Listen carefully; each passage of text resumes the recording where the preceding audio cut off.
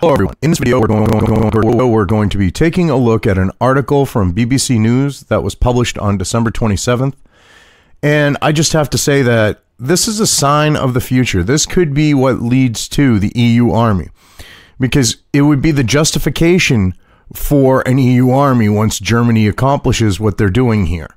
They could say, oh, well, look, everyone else is joining, so why don't we just open it up to every EU nation and have them, contribute to it, and we'll transform this into an EU army, because here we are. German army could recruit EU citizens.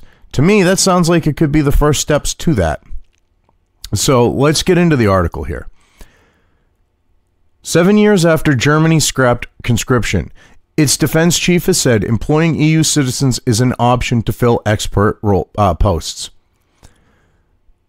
Yeah, well, wouldn't it make more sense to reenact for compelled service? So that way you fill the roles, you keep your German army German, because you don't necessarily know the loyalty of someone who's not German. Odds are, if you were to get into it with their nation, they're going to side with their nation. So, yeah.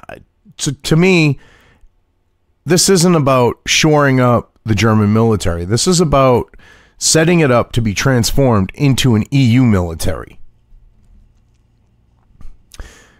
And at first, they're going to use innocuous job descriptions and job roles that need to be filled, and then they're going to expand it, and then they're going to go one day, oh yeah, well, we've got all these other, European nations with their citizens in it, so let's just turn it into the EU army. I mean, that's seriously. Army General Inspector Ermhard Zorn said the forces had to look in all directions in times of a lack of qualified personnel, such as doctors and IT specialists. Well, on the idea of doctors, you know what part of the issue could be with that? There isn't an incentive to go into medicine when you socialize your medical systems. Because these doctors have to spend all this money, even if they're getting subsidized by the state. They end up paying out of pocket quite a substantial amount of money in Europe. You put out all this money and you're not going to make jack fucking squat in return. There's no incentive. That's why doctors, up until, basically the Obamacare shitstorm, were flocking to the U.S. to get jobs because they pay better. They have incentive to work. You have an incentive for the best doctors to, seek out employment. And the thing is in Germany, if, the military subsidized or paid their, did like GI Bill type stuff, but, they went to medical school and they'll pay, like as a commissioned officer, they'll pay off their education, stuff like that. They might entice more German doctors. And IT specialists, the thing is do you really want to have foreign nationals fucking with your critical digital infrastructure? That makes absolutely no sense to me. None whatsoever. I mean, it's more than just, have you tried turning it off and on again? Especially when it comes to the military. The armed forces have been beset by years of underinvestment. Well, yeah, because Germany decided, because the U.S. is footing the bill for defense with like NATO and stuff like that, to put money towards like their social programs, which is one of the reasons why Germany has all the social programs that it does. It's why almost all these European nations have the social programs that they do, because they're not paying for their own goddamn defense. So they underfunded their defense to do that. And the U.S. has been footing the bill, and we're the bad guys for for basically allowing for them to do that, and we're assholes because Trump says, hey, start contributing your fair share to NATO. I mean, and when you underfund the military, who's going to want to join it? If they get paid shit, they don't have the proper equipment or training, no one's going to want to join. I mean, hell, Germany has had an issue with in both the Army and the Air Force with like helicopter pilots maintaining their qualifications because of downtime with all like equipment. They can't get enough hours in to maintain it. Why? Because, social programs, 35-hour work weeks, paying for a bunch of people who, are from the religion of truck drivers apiece to sit on their ass all fucking day. Usual, at least when it comes to Germany. Germany aims to increase its military by 21,000 personnel by 2025.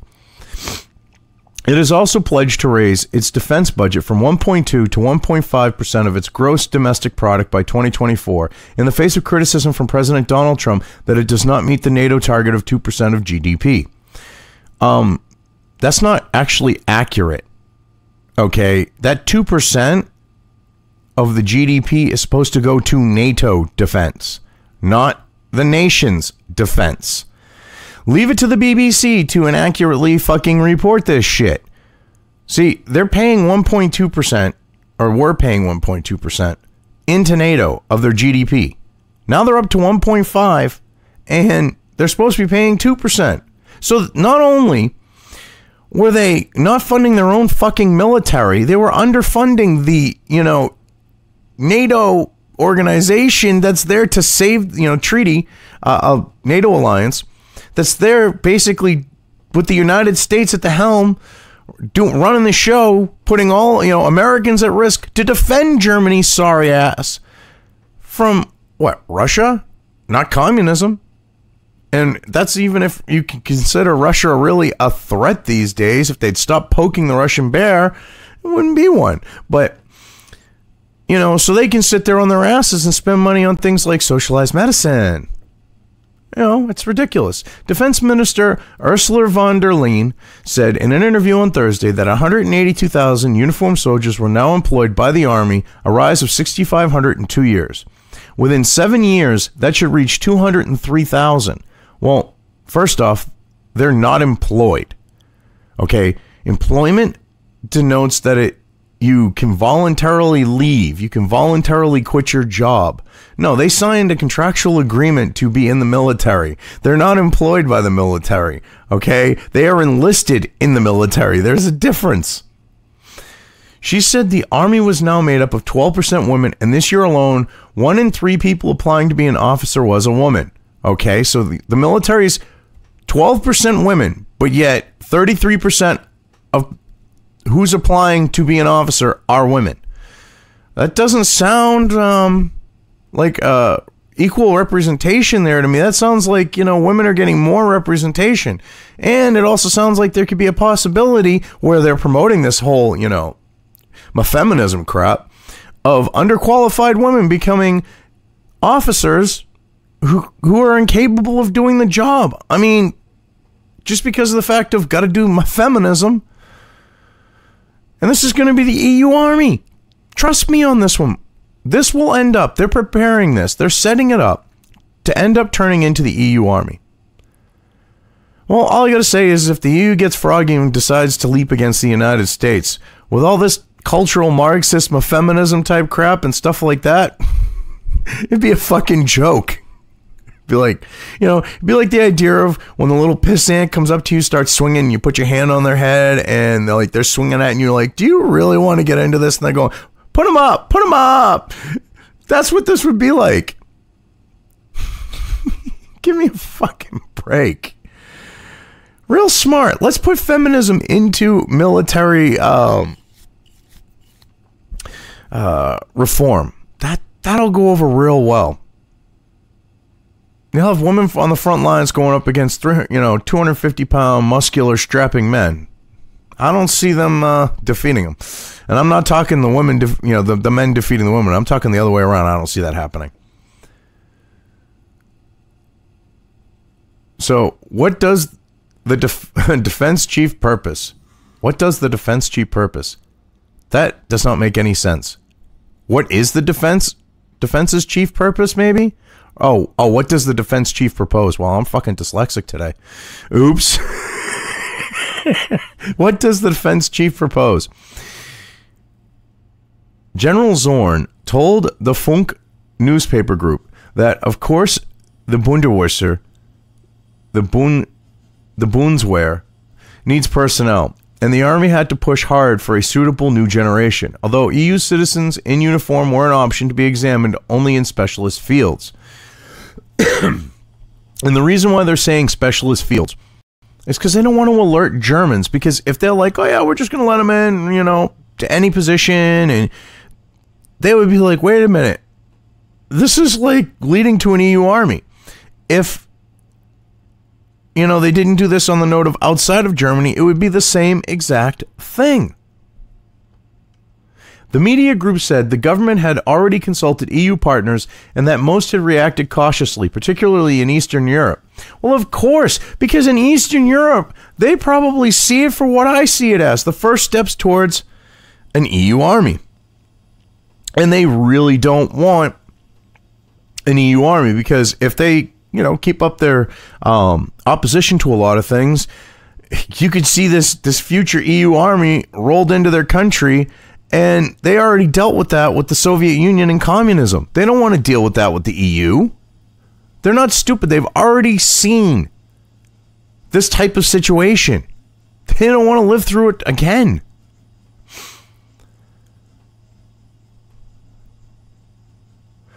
Under post-World War II laws, soldiers in the German military have to be German.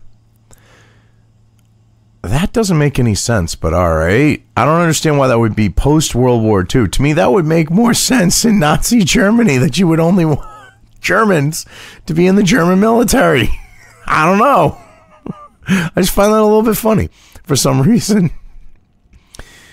Parliament's Commissioner for the Armed Forces, Hans-Peter Bartels, said recruiting EU citizens was already a kind of normality, as many soldiers already had dual nationality or an immigrant background. Huh.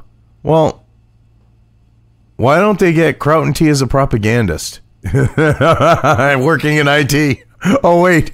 He's a fucking reject when it comes to that shit. Every time he tries to fucking create propaganda to go after someone, you know, with his lies and bullshit, lacing the ever-loving shit out of it, he always gets caught and shown what an idiot he is. Oh, actually, he might learn something in the military. He'd have a career, at least. Because right now, his YouTube career is shit. Oh, fucking A. According to the Funk Group, more than 900 foreign citizens are already employed by the military in civilian roles. See, now, they are employed. They are in civilian roles. It's voluntary. They can leave when they want. But if you start taking in foreign nationals into the German military, they have to sign a commitment of service. That is no longer being employed. That is being enlisted in. Last month in the UK said more foreign nationals would, last month in the UK said more foreign nationals would be able to join its armed forces without having lived in the country, in a bid to meet a shortfall of 8,200 soldiers, sailors, and air personnel. That's like a fucking fragment sentence, but all right. So, yeah, see, they're opening up for that many, or trying to fill that many positions. They could even take in 8,200 foreign nationals as part of that. The more that they start adding, as it increases in number from EU member nations, they're going to eventually have the justification to go, yep, EU army. How unprepared is the German army? Pretty fucking unprepared when helicopter pilots can't make their qualifications. Germany aims to have 70% of its fighting capacity ready for combat at any time, but recent reports show it's falling short. Oh, really? I wouldn't think that. No, of course I would, because they spend all their fucking money on social programs and shit like that while the U.S. defends them. Only about a third of 97 newly manufactured tanks, fighter jets, and helicopters was combat ready. Die Zeit reported in October. So 32 and change? 32 and a third? No submarines or large transport planes were available for deployment at the end of last year, a military report said in February. That doesn't bode well for them. No submarines able to be deployed. Those are like the staple of a Navy now. The same report said existing fighter planes, tanks, helicopters, and ships were in dramatically bad condition. Yes, that's another thing. Beyond the helicopter situation, their fighters, their ships, everything is in poor fucking condition because they're like, oh, we got the U.S. to defend us. Why the fuck should we put any money into our military? We'll throw it into social programs. We'll pay for all these people from North Africa and the Middle East to come in, and we'll support them, and we'll pay for them and their children and everyone that, their extended families to come to our country, and we'll feed them and put a roof over their heads, and we'll do all these things when we should be looking at maybe, shoring up our military financially and technologically and personnel-wise. Come on now. How did shortages hit Merkel's G20 trip? The spotlight fell on military shortages late last month when Chancellor Angela Merkel had to fly to the G20 summit in Argentina by passenger plane because of a technical failure involving one of the military's 2 long-haul planes. Das German Air Force One cannot fly. It has a problem. The engine, it is weak. It cannot lift the plane off the ground or the wing. It's held on by duct tape. Come on, give me a fucking break. She had to show up on a fucking commercial flight. That doesn't look really good. If you're a fucking world leader and your equivalent to Air Force One can't even get off the fucking ground. Oh, God. That's what you get for not spending money on shit like your military, because that would be considered a military plane. Miss von der Leyen said one of the 2 new long-haul planes would be bought, as the 2 existing planes aged 18 and 19 were too few.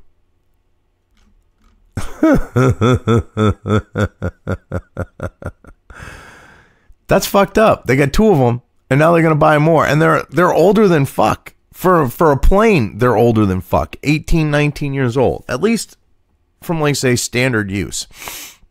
The military, say, like the U.S. military with the, certain military aircraft, like the Warthog, for example, okay?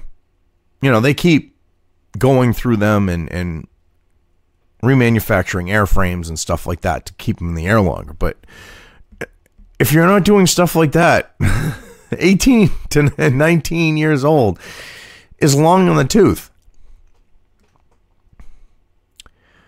Oh, God. The technical failure involving Miss Merkel's government plane has been blamed on German airline Lufthansa, according to a report in Der Spiegel. Yeah, blame it on Lufthansa.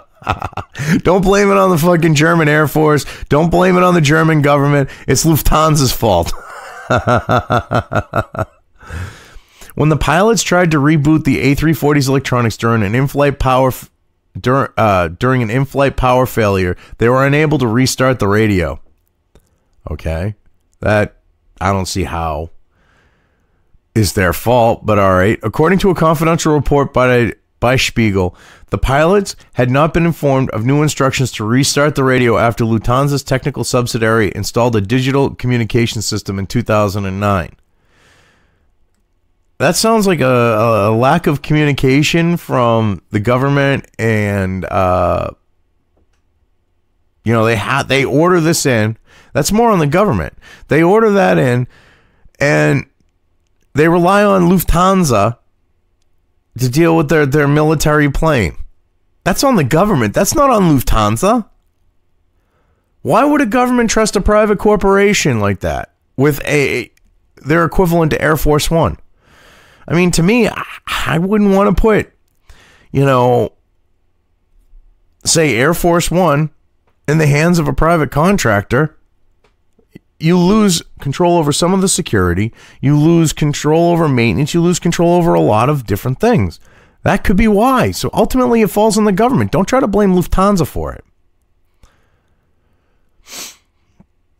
Why is the military underfunded? Oh, very simple. Because Germany decided to take the money that it should be going towards its military and put it towards things like social programs and paying for all these people to come into the country and live scot-fucking-free. For such a big country, it may appear strange to have a relatively ill-equipped army, but after reunification, the Bundeswehr gradually shrank in size from 486,000 in 1990 to 168,000 in 2015. Okay, and that should... See, they're going to try to use this reduction in size as why they're relatively ill-equipped. If anything, there should be a surplus of fucking equipment. When you literally cut your military down, way over half, closer to 2/3. Not quite, but closer. Okay. There should be a shit ton of extra fucking equipment to go around. Should be cheaper to maintain the military because you don't need as much equipment. So, I don't understand that one, but yet they're trying to use it as an excuse.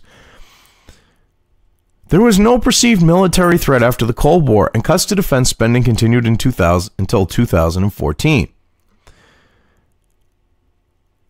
Yeah, where did that money go? Oh, that's right, social programs. German forces played key but limited NATO roles in Kosovo and Afghanistan, but that was before two key deployments. A resurgent Russia annexed Crimea from Ukraine in 2014, and so-called Islamic State seized territory in Syria in 2013.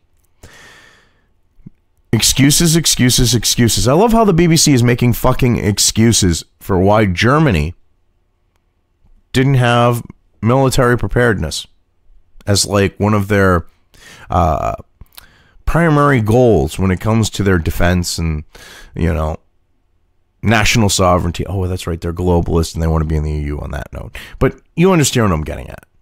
They're literally they only had limited involvement in Kosovo and Afghanistan. That's no fucking excuse. None whatsoever. This is fucking ridiculous.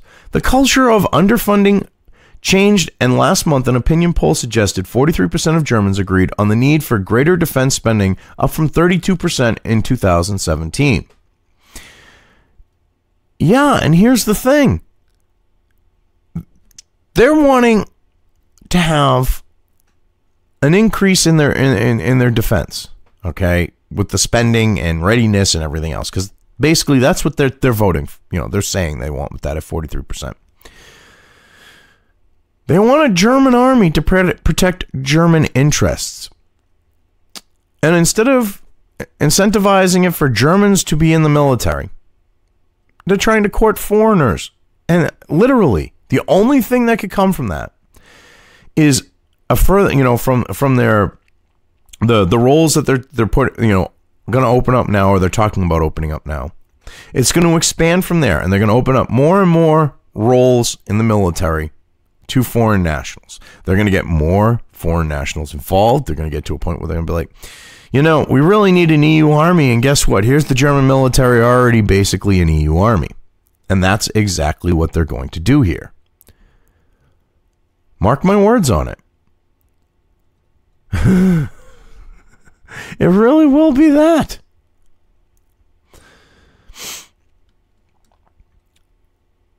How big should Germany's army be? Well, with what they're planning here, it should be big enough to be the EU's army. Watch. Mark my words, that's what's going to happen if they do this. The defense minister says that all depends on the security situation. Germany pledged hundreds of troops for a NATO presence in the Baltics and Poland this year, but it faces other threats too. A month ago, the army was targeted by cyber attackers, possibly emanating from Russia. Oh, you got to throw that fucking Russia shit in there. And some of the new spending will go on cybersecurity. Russia, Russia, Russia. I mean, literally, they're all like freaking Jan Brady. And instead of it being Marsha, it's Russia, Russia, Russia, Russia, Russia, Russia. It's like, you fucking spurging idiots. Russia isn't the boogeyman it used to be.